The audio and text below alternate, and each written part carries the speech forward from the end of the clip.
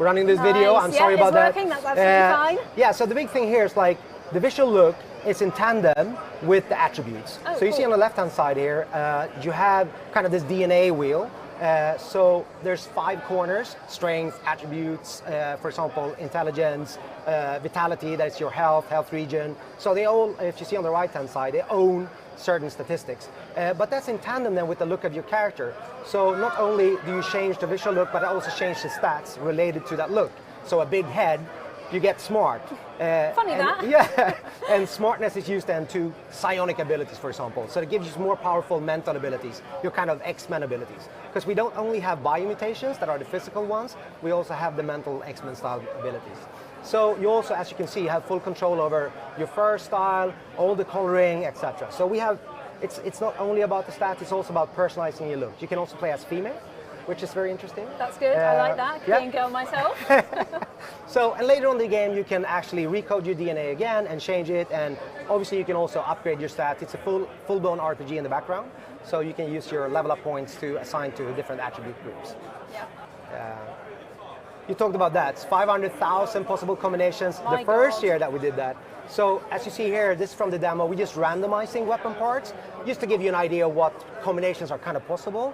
But in the real game, you're actually putting together all of these bits yourself.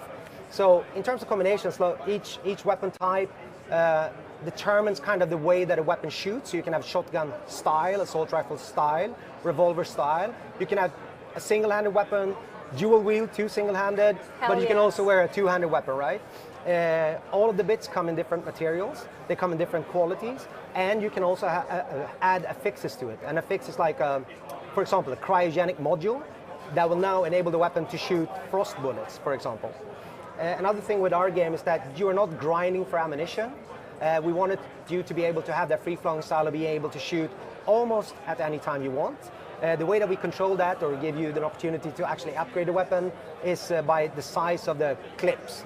So the bigger size, the more bullets you can fire before you go out of ammo, and you have a short period of cooldown, which also varies then from bit to bit. So that's ranged weapons. Nice. We also have melee weapons. Hit things real hard, of course you do. And same thing goes here. There's different types of melee weapons, so hack, slash, pierce, crush. Same thing here. Ouch. 2 single-handed, 2 single-handed dual wielding, or like this one, it's a 2-handed weapon. Again, here you see a biocontaminated affix, so that affix will make enemies puke, and it also they take damage over time. So you get a little bit more time window to actually take them out. Same thing goes for them. They are existing in different qualities, different materials, and also then put the modules on that. So there's quite a lot to, player creativity, player freedom here to create their own variants of weapons. That's great, that's amazing. Yeah. There's a couple of different ways to get mutations. So biomutations are obviously a natural next step, right? Because the game is called BIOMUTANT. So there's these pools spread out across the open world. So you can find them, and that's where you can actually unlock, upgrade, and gain new physical mutations, hence biomutations. In order to do that, you have to have biopoints, and you get them by defeating these infected, biocontaminated creatures called morks. For each mork you defeat, you get a biopoint, but also they're quite dangerous because they're contaminated and they infect you. So types of mutations you will get, like big crab pinchers on your back. You'll be able to pinch people, lift them up, throw them away. But you can also get like a mutated shoulder that you can reflect bullets on enemies if they shoot at you. And there's quite a few of them that you can mix into your arsenal of creative combat, but also traversal. Mm-hmm. The other strain of mutations is what we call psionic mutations. So your X-Men mutations. You gain those, upgrade, unlock those by finding bunkers beneath the world, surface of the world, where it's old radioactive broken down machines. So kind of Bruce Banner going in the Hulk. Hulking so out. You can see here the poor character is being exposed to radioactivity. It's a little bit painful. Yeah, I'm looping it here also, so it becomes more extreme. Yeah. But that's how you unlock those type of X-Men type of abilities.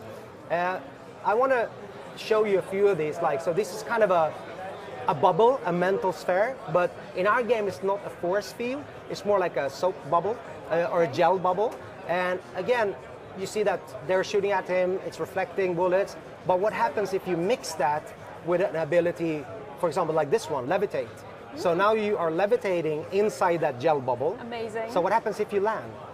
I'll leave that to you to figure it out. Bad things happen to the people you're fighting, I assume? Maybe you're bouncing. Oh, yeah. That's You know, so again, we're trying to figure out whimsical, cool ways for the player to explore and mix and match things.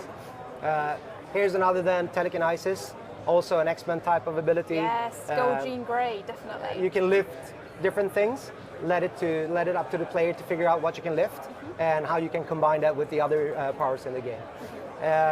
I would like to touch on the third leg of this, even if people don't have 3 legs, but animals work on 4, so maybe that's cool. So it's bionics, so it's like prosthetic and enhancements to the character, and they're a mix between things that you can use in combat, as we see in this video as well.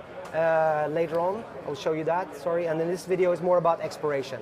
I saw the bow, that's what I was reacting to. But in this clip, I'm actually showing you how you can use the bionic bow for traversal. So I'm shooting an arrow into the mountainside, and I think this is the only game I know where you actually can grab the arrow after you shoot it and follow it through the air. That's Legolas stuff there. That I'm doing here. Levitate, because here it's actually using as an area of effect, damage type of thing. And obviously power fist. Definitely. Why not? You've got to be able to hit things super hard. Yeah. So, I mean, we're trying to give you as much as possible. So we're talking about different biomes, so we haven't shown a lot of those biomes. There's currently 7 different, like distinctly different looking areas in the world, and you saw a glimpse of the first one here in the background of this furry creature. They all have kind of different creatures, different type of enemies, and also the key characters that you can meet in the world. There's a number of them, are also obviously then spread out across the world.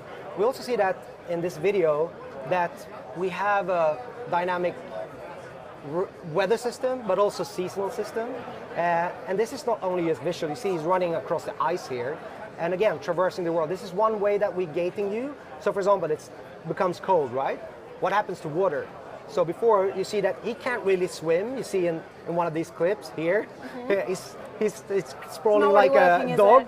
Yeah. So you can swim for shorter stretches. But what happens when the water freezes? So maybe you then can access other areas of the world that you couldn't before. We also see he's running from oil here. So part of the story in the world is that it's, like I said, it's currently being going under, right? Tell me pretty lies, look me in the face. Tell me that you